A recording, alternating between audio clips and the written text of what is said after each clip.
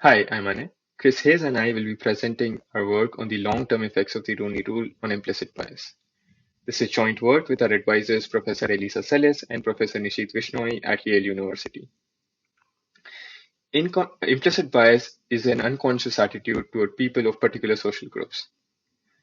It differs from explicit bias in the sense that people are not aware of their own implicit biases. Studies have demonstrated the adverse effects of implicit bias in various contexts. Perhaps the most popular study is one from 2004, where the researchers took two identical sets of resumes and changed the names of the candidates in one set to a white-sounding name and in the other set to an African-American sounding name. Surprisingly, they found that the resumes with white-sounding names received 50% more callbacks for interviews than the resumes with an African-American sounding names. Other studies have demonstrated the adverse effects of implicit bias in other contexts, such as in healthcare and criminal justice, as well as across other socially salient attributes such as gender. In this work, we specifically look at implicit biases in hiring. Here, there is a large pool of initial candidates from which a decision maker shortlists a small set of candidates to be interviewed. These candidates are then interviewed, and a few of them are selected for the final position. Here, the Rooney Rule is a simple constraint to increase the diversity of the shortlist and thereby mitigate at least one adverse effect of implicit bias. In particular, this rule requires that the decision maker select at least one candidate from the affected group in the shortlist. It was originally introduced in the NFL for the process of hiring head coaches. Its aim was to address the large demographic difference between the set of players who were majority black and the set of head coaches who were predominantly white. Since its introduction, the Rooney Rule has been adopted by various technology firms such as Amazon, Facebook, and Uber, as well as several banks such as the Bank of America and Wells Fargo.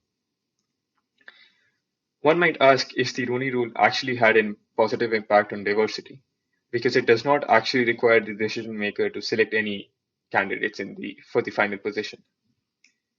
Going back to the NFL example, we can compare the fraction of the NFL head coaches who are black to the fraction of the NFL coordinators and NCAA coaches who are black, where the hiring of the latter was not subject to the Rooney Rule. One can see a sudden jump in the fraction of black NFL head coaches right around the introduction of the Rooney Rule. This suggests that the Rooney Rule at least had some positive impact on the diversity. But diversity is not the only idea supporting the Rooney Rule. Another idea is that the candidates in the adversely affected group are just as equally qualified as other candidates. And the only reason why they are not being shortlisted is because the decision maker is not able to correctly evaluate them because of their implicit biases. And thus, as the Rooney Rule requires them to select at least some candidates from the adversely affected group, the quality of the shortlist of candidates selected improves. This question was formally studied by a recent work by Kleinberg and Raghavan. Specifically, they introduced a model of implicit bias and compared the utility of the shortlist with and without the Rooney Rule. The model considers n candidates in the candidate pool and k slots in the shortlist.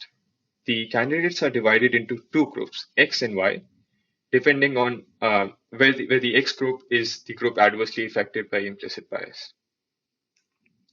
Each candidate has a latent utility, which is a measure of how well they would perform if hired, and an observed utility, which is the decision maker's potentially biased estimate of their latent utility. Then, in the model, the implicit bias of the decision maker is captured by a factor beta between 0 and 1, such that the observed utility of the X candidates is beta times their latent utility, whereas the observed utility of the Y candidates is the same as their latent utility. Then the decision maker goes and selects the top k candidates on basis of the observed utility from the entire candidate pool. The main result of Kleinberg and Raghavan are conditions on the various parameters, including beta and the sizes of the groups, such that if the parameters satisfy these conditions, the Rooney rule improves the expected utility of the shortlist. A later work by Celis, Mehrotra, and Vishnoi considered a generalization of the Rooney rule, where the decision maker was required to select at least L candidates from the affected group. They showed that there is a value of L such that if the decision maker is constrained by the generalized rule, the latent utility of the shortlist is close to the optimal latent utility possible. That is, its latent utility is close to the value of the latent utility in absence of any implicit bias. Thus, we have seen that the Rooney rule can have a positive impact on the quality of the shortlist as well as on the diversity. The question we ask is, can the Rooney rule have other benefits? An important aspect of the Rooney rule is that the decision maker gets to closely examine candidates from the affected group. Notice that without the Rooney rule, the decision maker might not have selected any candidates from the affected group for an interview, and so would never have had a chance to closely evaluate them. One might hope that as the decision maker interviews these candidates, they learn to overcome their implicit biases and better evaluate them in future. Indeed, studies have shown that over time, exposure to outgroup and to evidence opposing the implicit bias can help reduce the extent of the implicit bias. Then the specific question we ask is how the Rooney rule affects the implicit bias of the decision maker over multiple iterations of hiring. To address this, we consider a model of how implicit bias changes based on the observations of the decision maker. Specifically, we consider the same model of implicit bias once the parameter beta is fixed, and study how the parameter beta changes over multiple iterations. Unlike prior work, we do not assume that beta is a deterministic value. Instead, we take beta to be a draw from a distribution. This distribution represents the implicit bias of the decision maker. For this, we consider the family of beta distributions, where the first parameter tells us how unbiased the decision maker is.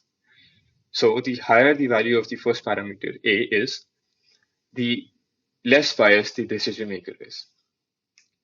Then we consider an update rule for A, where at each iteration, we update the current value of A by multiplying it with the ratio of the latent utility of the shortlist to the observed utility of the shortlist. Intuitively, this increases A if the shortlist has a higher utility than what the decision maker expected. Then, in our theoretical results, we analyze how having or not having the Rooney rule affects the rate of decrease of beta t, or the expected implicit bias of the decision maker. Our first result is that if the decision maker uses the Rooney rule, then the rate at which they become unbiased is independent of the size of the shortlist or the size of the candidate pool, and only depends on the size of the shortlist. In contrast, we show that if the decision maker does not use the Rooney rule, then the rate at which their implicit bias reduces slows down as the size of the candidate pool increases.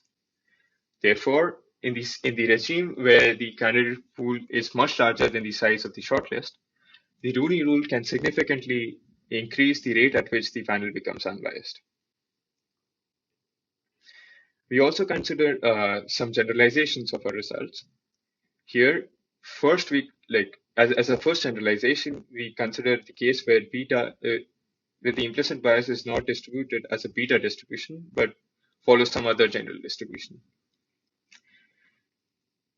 We show that if the distribution satisfies certain assumptions, then the same observations continue to hold. With the Rooney rule, the rate at which the implicit bias reduces is independent of n, and this rate slows down with n if the Rooney rule is not used. Finally, as the second generalization, we change the update rule so that the new A is not simply a product of the previous A and this ratio, but instead it could be a product of the current A and any function of this ratio. We show that if the function satisfies some properties, specifically if it's concave and increasing, then again the same observations continue to hold. These generalizations show some robustness of our qualitative observations to the specific model of implicit bias considered. That is all for the theoretical results, and I'll now hand over to Chris for the empirical portion. Hi, I'm Chris, and I'll be presenting on the empirical component of the project. To study a candidate selection task in the real world, we designed and executed a randomized controlled trial in the crowdsourcing platform Amazon Mechanical Turk. In the experiment, we incentivized participants to maximize their score in an abstract selection game. Participants were presented with tiles, some red and some blue, and told that each tile has an observed utility and a latent utility.